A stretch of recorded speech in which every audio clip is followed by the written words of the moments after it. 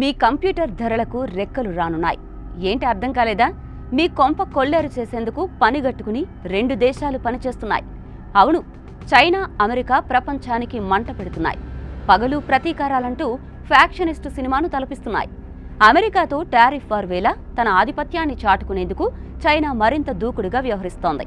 ఇప్పటివరకు అమెరికాపై పోటాపోటీగా టారిఫ్లు ప్రకటించిన డ్రాగన్ కంట్రీ ఇప్పుడు అరుదైన మూలకాలు, లోహాలు, మ్యాగ్నెట్ల ఎగుమతులను నిలిపివేస్తున్నట్టు ప్రకటించింది.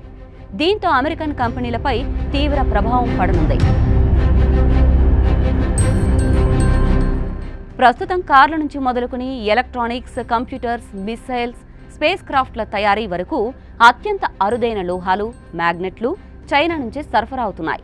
ఇకపై స్పెషల్ లైసెన్స్ ఉన్న కంపెనీలకు మాత్రమే ఎగుమతులను అనుమతించేలా నిబంధనలను మార్చే పనిలో చైనా ఉంది.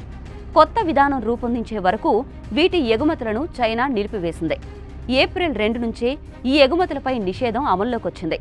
ఇక ఇప్పటికే చైనాలోని అనేక పోర్ట్ల వద్ద ఈ ముడి పదార్థాల షిప్మెంట్లు ఆగిపోయాయి. ఇటు కొత్త విధానం అమల్లోకి వస్తే అమెరికాలోని అనేక కంపెనీలకు ఈ అరుదైన లోహాలు, మ్యాగ్నెట్ల సరఫరా శాశ్వతంగా నిలిచిపోనుంది. అమెరికా రక్షణ శాఖతో కాంట్రాక్టులు కుదుర్చుకుని వెపన్స్ తయారు చేసి ఇస్తున్న లాక్హీడ్ మార్టిన్తో పాటు టెస్లా, యాపిల్ లాంటి కంపెనీలపైన తీవ్ర ప్రభావం పడనుంది.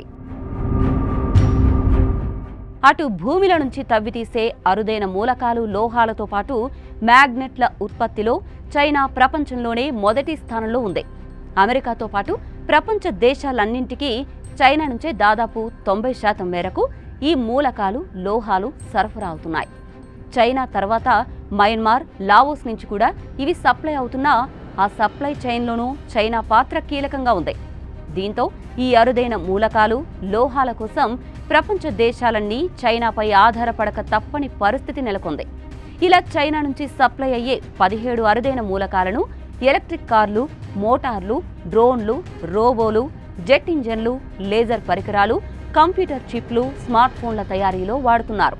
నిజానికి అమెరికాలో భూమి నుంచి అరుదైన మూలకాలను తవ్వి తీసే గని ఒక్కటి మాత్రమే ఉంది. దాని నుంచి తీసే ముడి సరుకులు అక్కడి అవసరాలకు ఏమాత్రం సరిపోవు.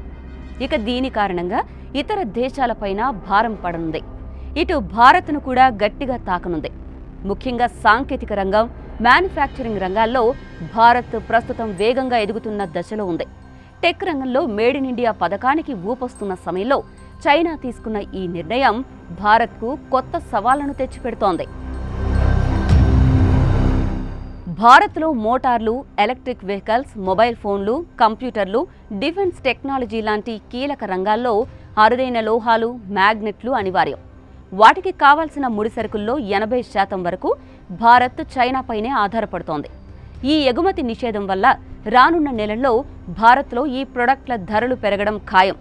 ఇక ఇప్పటికే చైనాలో పోర్టుల్లో నిలిచిపోయిన షిప్మెంట్లలో కొన్ని భారత ఆర్డర్లకు సంబంధించినవే అని సమాచారం. ఇక ఇదే సమయంలో ఆత్మనిర్భర్ భారత్ నినాదంతో దేశీయంగా అరుదైన లోహాల తవ్వకాలు, శోధనలు పెరుగుతున్నా అవి ఇప్పటికీ ప్రారంభ దశలోనే ఉన్నాయి. చైనాలాగా పెద్ద ఎత్తున ఉత్పత్తి చేయగల సామర్థ్యం భారత్కి ఇంకా లేదు. అంతేకాదు, భారత్, అమెరికా మధ్య ఇటీవల బలపడుతున్న డిఫెన్స్ సంబంధాలు, సంయుక్తంగా తయారు చేస్తున్న హై ఎండ్ వెపన్ సిస్టమ్స్ కూడా ఈ లోహాలపై ఆధారపడే విధంగా ఉన్నాయంటే చైనా నిర్ణయం ఇండియాకు ఎంత దెబ్బ కొట్టనుందో అర్థం చేసుకోవచ్చు. చైనా తీసుకున్న ఈ ఒక్క నిర్ణయంతో భారత్ తన సప్లై చైన్పై మరింత దృష్టి పెట్టాల్సి వచ్చింది.